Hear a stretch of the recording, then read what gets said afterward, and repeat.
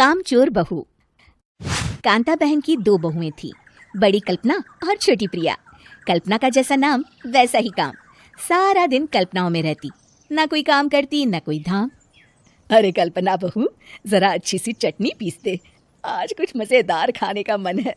पेट में जलन हो जाएगी माँ जी बुढ़ापे में, और वैसे भी मेरा काम करने का वक्त शाम का है, अब प्रिया को ही बोल दो। इतना कहकर कल्पना वहां से चली जाती है। कांता कल्पना के ऐसे रवैये से काफी परेशान रहती हैं। मैं बना देती हूँ माँ चटनी, ऐसा बोलकर प्रिया माँ को चटनी बनाकर प्लेट में खाने को देती है कि तभी वहाँ कल्पना आ जाती है। अरे वाह चटनी, जरा चख कर तो देखूं, बड़े दिन हो गए। अरे नहीं बहू, तू तो रहने ही दे चटनी खाना, पेट में जलन हो जाएगी। इतना कहकर कांता और प्रिया दोनों हंसने लगते हैं। कल्पना सारा दिन या तो मोबाइल में यूट्यूब देखती या फिर सोती रहती। उसका कमरा भी बिखरा और गंदा रहता। एक दिन कल्पना का पति अशोक उससे कहता है, अरे कल्पना, जानवर भी उस जगह को साफ कर लेता है जहाँ वो बैठता है, तुम तो इंसान हो, कैसे इतने गंदे कमरे में रह लेती हो? देखो सारा सामान यहाँ वहाँ बिखरा पड़ा है। ज्यादा अपनी माँ का बोल ना बोलो। हाँ, कमरा तुम्हारा भी तो है, गंदा लग रहा है तो साफ कर लो। पता नहीं तुम्हारे साथ मैं कैसे जिंदगी बिताऊंगा। इतना कहकर अशोक वहां से चला जाता है। कल्पना बस खाना खाने कमरे से बाहर आती और फिर से कमरे में चली जाती। इससे कांता बहन काफी परेशान रहती। एक दिन प्रिया कांता से कहती है, माँ, मैं सारा दिन काम करके थक जाती हूँ, आप कल्पना दीदी से कहिए ना कि सुबह और शाम का काम बांट ले, मैं तो अब सिर्फ एक वक्त का ही काम करूंगी। हाँ। अरे तू वो भी ना करना, एक बहू तो कामचोर थी, दूसरी भी आ गई काम ना करने के बहाने लेकर। तभी वहाँ प्रिया का पति रमेश आ जाता है। माँ, मैं देख रहा हूँ भाभी कोई काम नहीं करती, प्रिया सारा दिन घर और रसोई का काम करती है, अब कुछ करो ना माँ। कांता मन में कुछ सोचती है और कल्पना के पास जाती है। कल्पना फोन पर मेकअप करना देख रही होती है। कल्पना, तुम सारा दिन बस मोबाइल देखती हो, घर का कोई काम भी कर लिया करो। प्रिया सारा दिन काम करके थक जाती है, आज से मैंने फैसला किया है, एक वक्त का काम तुम करोगी, सुबह का खाना तुम बनाओगी और रात का प्रिया। आप लोगों ने काम को हवा बना रखा है। अरे पता नहीं थोड़ा सा ज्यादा काम करने में आप लोग घबरा क्यों जाती हैं। और हाँ, बहुत ज्यादा प्रिया की तारीफ मत करिए मेरे सामने, बड़ी बहू तो मैं ही रहूंगी।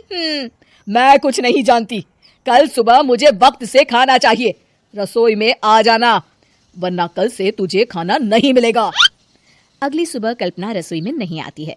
वो देर से सोकर उठती है और बाहर आकर कहती है, अरे भूख लगी है, आज खाने में क्या है? इतनी देर हो गई, आज किसी ने मुझे उठाया भी नहीं, पता नहीं कहाँ है सब। कल्पना को घर में कोई नहीं दिखता। वो रसोई की तरफ जाती है जहाँ बड़ा सा ताला लगा होता है। अरे रसोई में ताला! ओ, मैं तो भूल ही गई थी, माँ ने आज से सुबह का खाना मुझे बनाने को कहा था।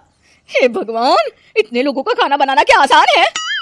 तभी घर के सारे सदस्य बाहर से वापस आते हैं। वाह माँ जी, मजा आ गया छोले भटूरे खाकर।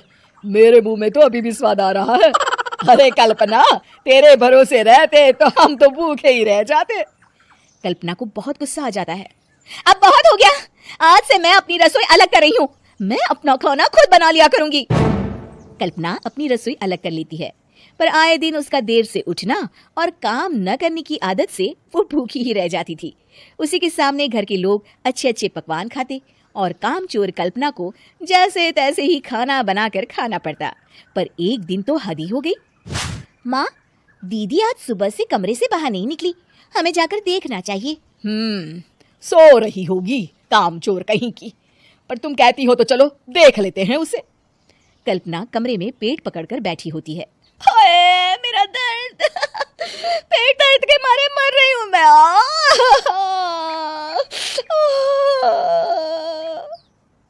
अरे दीदी क्या हुआ, पेट में दर्द क्यों हो रहा है, डॉक्टर को दिखाया आपने? माँ, कल्पना खड़ी होती है और माँ जी के पास आती है। मुझे माफ कर दीजिए, अब से मैं सारे काम में मदद करूंगी, कभी आलस और काम चोरी नहीं करूंगी। हाँ हाँ, वो तो ठीक है, लेकिन अचानक क्या हो गया जो तू काम करने को तैयार हो गई? कामचोर कल्पना। माँ, लगातार बासी और उल्टा पुल्टा खाना खाने के कारण मेरे पेट में इन्फेक्शन हो गया है, काम ना करना पड़े इसलिए मैं 2 दिन का खाना एक दिन ही बना लेती थी।